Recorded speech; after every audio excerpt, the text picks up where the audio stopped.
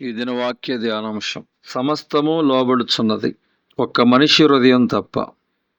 ఒకరోజు శిష్యులు దోణిలో వెళుచుండగా సముద్రం మీద తుఫాను లేచినందున ఆ దోణి అలల చేత కప్పబడింది. మత్తయి సువార్త 8:24. అప్పుడు యేసు సముద్రముతో మాట్లాడగా సముద్రము వెంటనే ఆయన మాటకు లోబడి నిమ్మలమాయింది. వెలుగు కలుగునుగాకని పలుకగా వెలుగు కలిగింది. అనగా దేవుడు ప్రకృతితో మాట్లాడగా ప్రకృతి ఆయన మాటకు లోబడింది. దయ్యాలతో మాట్లాడగా దయ్యాలు వణికి పారిపోయాయి. సమాధితో మాట్లాడగా సమాధి తాను కలిగి ఉన్న మృత్యువును అప్పగించింది. జాగ్రత్తగా పరిశీలిస్తే సమస్తము ఆయన మాటకు లోబడుతున్నాయి, ఒక్క మానవ హృదయం తప్ప. ఆయన మాటకు, ఆయన వాక్యానికి లోబడేవాడిగా ఉన్నావా? లేక ఆయన వద్దన్నా పనిచేస్తూ నీ ఇష్టానుసారముగా జీవిస్తున్నావా?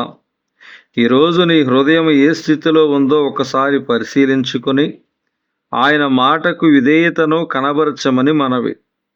కాగా మీరు నా మాట శ్రద్ధగా విని నా నిబంధనను అనుసరించి నడిచిన ఎడల మీరు సమస్త దేశ జనులలో నాకు స్వకీయ సంపాద్యమగుదురు. మీరు నాకు యాజక రూపకమైన రాజ్యముగాను పరిశుద్ధమైన జనముగాను ఉందిరని నిర్గమాకాండం 19:5 చెప్పబడింది. దేవుడి దిన వాక్య ధ్యానం దేవుడు దీవించునుగాక.